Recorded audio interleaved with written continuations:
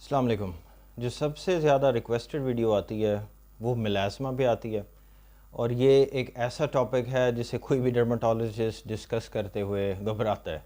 The reason is because the patients do not understand melasma like a dermatologist does. तो मैं थोड़ा सा आपको गाइड करना चाहूँगा कि मिलाज़मा क्या है, वेरी ब्रीफली, और उसके बाद आपको किन चीज़ों की एहतियात करनी चाहिए, इसकी ट्रीटमेंट प्रोटोकॉल्स किस तरह की हैं। अच्छा, सबसे पहले तो आप ये जहन में रखें कि मिलाज़मा में जो आपकी जल्द पे पिगमेंटेशन आ रही है, that is being produced by your own body. There may be multiple factors जो इस पिगमेंटेशन को इंक्रीज़ कर दें।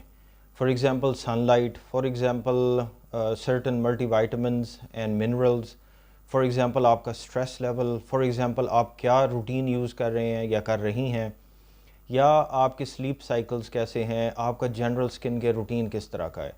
लेकिन basically the pigmentation is being produced by your own body, यानी अगर मैं आसानी से आपको समझाऊं, द सेकंड थिंग इज़ कि अनलाइक अदर स्किन डिजीज़ जिसमें हम एक प्रॉपर ट्रीटमेंट देते हैं, इसका क्यूरेटिव ट्रीटमेंट नहीं है। क्यूरेटिव ट्रीटमेंट क्या होता है?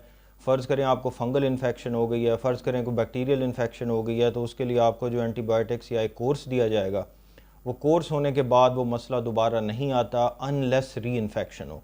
तो ऐसे ट्रीटमेंट को हम कहते हैं क्यूरेटिव ट्रीटमेंट, कि एक दफ़ा हुआ और उसके बाद टोटल क्योर हो गया। मिलाज़मा का कोई क्यूरेटिव ट्रीटमेंट नहीं है। मिलाज़मा कम हो जाता है, कभी ज़्यादा हो जाता है, कभी मुकम्मल ख़त्म हो जाता है लेकिन फिर रिअकर कर लेता है। तो इसका हम ट्रीटमेंट को मैनेजमेंट कहते हैं, कि मिलाज़मा की एक प्रॉपर मैनेजमेंट होती है। और नंबर थर्ड, इसमें ऐसा नहीं होता कि आपको क्रीम्स या कोई भी ट्रीटमेंट प्रोटोकॉल रेकमेंड किया गया है तो वो बहुत अर्ली रिज़ल्ट दे। कुछ क्लाइंट्स हैं, कुछ पेशेंट्स हैं जिसमें रिज़ल्ट जल्दी आ जाता है, अच्छा आ जाता है, और कई सारे हैं जिनको कई सालों तक ट्रीटमेंट कंटिन्यू करनी पड़ती है और फिर बेहतरी आती है।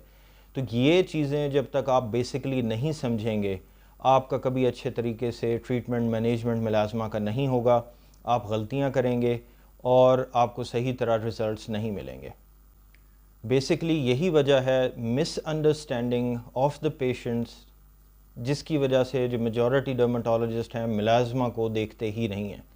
यानी मैं भी पर्सनली लाहौर में किसी मिलाज़मा का ट्रीटमेंट नहीं करता अनलेस हमारे जो बाकी डॉक्टर्स या जूनियर स्टाफ है वो हमें रेफ़र करे और कहे कि जी ये जो क्लाइंट हैं ये प्रॉपरली मिलाज़मा अंडरस्टैंड कर रहे हैं और ये प्रॉपर ट्रीटमेंट करवाना चाहते हैं। नहीं तो नॉर्मली बहुत सारे डर्माटोलॉजिस्ट मिलाज़मा को देखते ही नहीं हैं, बिकॉज पेशेंट को सेटिस्फैक्शन नहीं होती, और वो इसलिए नहीं होती क्योंकि वो अंडरस्टैंड नहीं कर रहे होते कि व्हाट इज़ बेसिकली मिलाज़मा। इसमें फॉलोअप्स चलते हैं, इसमें आपको तसल्ली से साथ अपनी स्किन के रूटीन लेके चलनी पड़ती है, और इसमें मिरेकल रिज़ल्ट्स या होते हैं या नहीं भी होते। तो इसमें ट्रीटमेंट ज़रा तसल्ली से चलता है।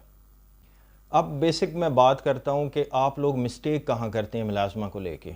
होता ये है कि छाइयाँ या पिगमेंटेशन जब भी किसी की लाइफ टाइम में स्टार्ट होता है, वो कभी डर्माटोलॉजिस्ट के पास तो जाता नहीं है।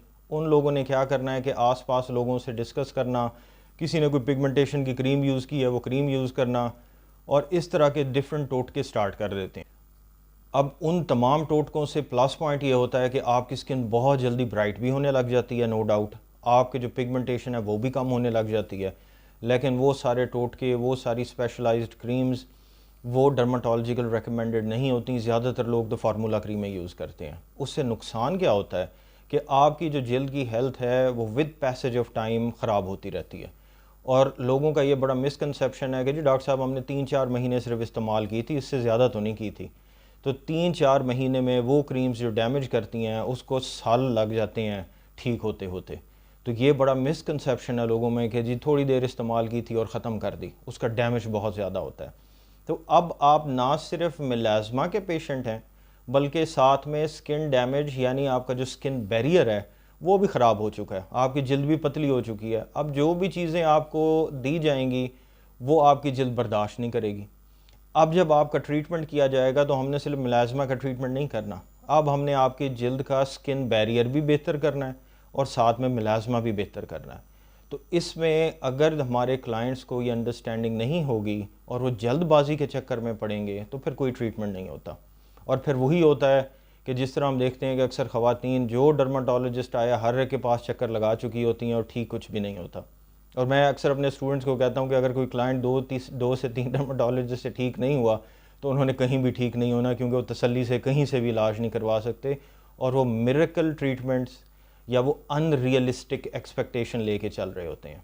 अनरियलिस्टिक एक्सपेक्टेशंस पे मैं पूरा लेक्चर देता होता हूँ जब भी मैं ट्रेनिंग के लिए जाता हूँ, कि वो क्लाइंट्स जो अनरियलिस्टिक एक्सपेक्टेशन रख रहे होते हैं, मिरेकल क्योर्स उनके जहन में होता है कि डॉक्टर साहब के पास कोई जादू की छड़ी है, ये तो इनकी कंसल्टेशन इतनी महंगी है, या मैंने इतने महंगे प्रोसीजर करवा लिए हैं, ये तो बस 100% ठीक होना चाहिए। तो लोगों की एक्सपेक्टेशन बहुत ज़्यादा होती है और प्रोसीजर और ट्रीटमेंट उतना ऑफ़र नहीं करता।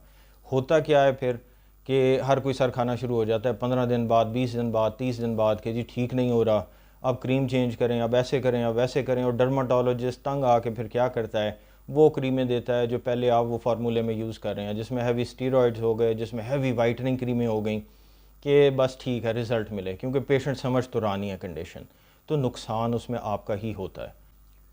फॉर एग्ज़ाम्पल, अब मैं जो ट्रीटमेंट ऑफ़र करता हूँ, मैं एक डिफरेंट माइंडसेट के साथ ऑफ़र करता हूँ, और जितने भी डर्माटोलॉजिस्ट हैं वो आपको अगर मिलाज़मा का ट्रीटमेंट ऑफ़र भी करेंगे तो वो ऐसी चीज़ें ऑफ़र करेंगे जो बहुत ज़्यादा स्ट्रॉन्ग नहीं है, जिनसे आपका स्किन बैरियर फंक्शन नहीं ख़राब होता, और आहिस्ता आहिस्ता बीमारी ठीक होती है। प्रॉब्लम तब होता है कि जब आप इंग्रेडिएंट्स ऐसे चाह रहे होते हैं कि जो बहुत हार्श हों और वो जल्दी बस इफ़ेक्ट दें, और आप इस बात को नहीं समझते, और इसमें फिर मिस्टेक होती हैं। अब आप ये मेडिकेशन थेरेपीज़ को छोड़ के अब आप आ जाएं प्रोसीजर्स पे, तो कोई भी सिंगल प्रोसीजर ऐसा नहीं है मिलाज़मा का जो यहाँ से आपने प्रोसीजर किया और दूसरी तरफ मिलाज़मा बिल्कुल ठीक हो जाए। चंद प्रोसीजर्स हैं जो मैं बहुत हाईली रेकमेंड करता हूँ, जिसमें PRP injection therapy, PRP micro needling है। ये 2 प्रोसीजर हैं। पीआरपी माइक्रो नीडलिंग मैं ये गाइड करता होता हूँ कि जिनको पता है मिलाज़मा में कैसे करना है तो आपको उनसे करवाना चाहिए, यानी they must be experts. Problem ये होता है कि मिलाज़मा में माइक्रो नीडलिंग अगर सही टेक्निक से ना की जाए तो पिगमेंटेशन उल्टा ज़्यादा हो जाती है। तो पीआरपी इंजेक्शंस जो हैं वो मैं काफ़ी हद तक प्रेफर करता हूँ। आपको कंटिन्यूस करवाने चाहिए, जब तक आपको रिलीफ नहीं मिल रहा you can continue PRP sessions. This is one therapy जो मैं ओपनली रेकमेंड करता हूँ। मिलाज़मा में मैं कभी भी लेज़र्स रेकमेंड नहीं करता। लेज़र्स का प्रॉब्लम ये है कि एक सेशन ज़्यादा होते हैं, हमें radiation to a certain limit रखनी होती है, उसमें चांसेस होते हैं बर्न के, और महंगी से महंगी लेज़र आप यूज़ कर लें, जो कि मेरा ख्याल है पाकिस्तान में चंद डॉक्टरों ने यूज़ की होंगी कभी, हम लोगों ने तो बाहर रेगुलरली यूज़ किए हैं। मिलाज़मा में कोई बहुत ज़्यादा फ़र्क नहीं पड़ता, डीप मिलाज़मा को तो 19-20 का फ़र्क पड़ता है। कुछ ऐसे हैवी लेज़र ट्रीटमेंट्स हैं जिससे मुकम्मल तौर पे मिलाज़मा हील हो जाता है। आई मीन उसमें टोटल एलिवेटिव मोड पे आप जाएं तो चंद लेज़र्स हैं CO2 में स्पेसिफिकली आती हैं, और एर्बियम एंडीएग में आती हैं, जिसमें आपके जो फुल फेस की तह है वो लेज़र की मदद से उतार दी जाती है। ऐसे समझें वो टोटल पील करके लेयर उतार दी गई है, और आपका जो मुंह है वो सुर्ख क्या खून खून हो जाता है सारा। और उस लेज़र को भी करने का एक प्रॉपर तरीका, एक प्रॉपर प्रोटोकॉल है। गिनती के चंद डर्माटोलॉजिस्ट हैं जो करते हैं, और वो भी अगर हम किसी का करें तो आफ्टरवर्ड्स जब नई जल्द आती है वो काफ़ी हद तक क्लियर आती है, यानी आप बड़े खुश होंगे कि मिलाज़मा ख़त्म हो गया है। और उसके बाद क्या होगा, उसके चंद महीने बाद फिर मिलाज़मा आने लग जाएगा, जैसे मैंने आपको कहा है कि melasma is being produced by your own body. तो इसका क्यूरेटिव ट्रीटमेंट समझें कि नहीं है, जहन में ये रखें, आपको इसकी मैनेजमेंट लेके चलनी है। बहुत सारे लोग जिनके पास बहुत ज़्यादा पैसे हैं वो इन हैवी लेज़र्स में टोटल जल्द की लेयर उतार के और कुछ महीने के लिए कन्वीनियंस में आ जाते हैं, लेकिन उनके पास पैसे होते हैं, वो ओवरऑल यानी मल्टीपल सेशंस के लिए पे कर सकते हैं। तो जो जनरल पॉपुलेशन है वो इतनी हैवी ट्रीटमेंट्स अफोर्ड नहीं कर सकते। तो मैं यही रेकमेंड करता हूँ कि वो ट्रीटमेंट लें that is value for money. वो आप अपने डर्माटोलॉजिस्ट से जाके डिस्कस करें और सही तरीके से उनसे बात करें कि क्या चीज़ ऑफ़र की जा रही है, इसके रियलिस्टिक रिज़ल्ट्स क्या होंगे, और मुझे अकॉर्डिंग टू माय मिलाज़मा स्टेज करवाना चाहिए कि नहीं करवाना चाहिए। और जो आप अपने एंड पे काम कर सकते हैं वो प्लीज़ फ़र्स्ट ऑफ़ ऑल मिलाज़मा की डिज़ीज़ को समझें सही तरीके से। नंबर सेकंड, जल्दबाजी वाली मेंटालिटी छोड़ दें। अगर आपका माइंडसेट इस तरह का है कि आपने इधर से महंगी क्रीमें ले ली या महंगा ट्रीटमेंट करवा लिया और आप सारा दिन शीशे के सामने खड़े हैं कि जी अब मिलाज़मा ख़त्म होता है, अब 15 दिन हो गए नहीं ख़त्म हो रहा, अब 30 दिन हो गए नहीं ख़त्म हो रहा, अब 2 महीने 3 महीने हो गए ख़त्म नहीं हो रहा, हल्का सा लाइट हुआ है, तो आप फिर ट्रीटमेंट सही तरीके से नहीं फॉलो कर पाएंगे कभी। तो रियलिस्टिक एक्सपेक्टेशंस रखना भी लाजमी है। तो इन चीज़ों का अगर आप ख्याल करके चलते हैं और देसी टोटके ऐड नहीं करते। एक और बात ये भी क्लियर करूँ कि देसी टोटके करने वाले इतने लोग हैं कि मुझे समझ नहीं आती।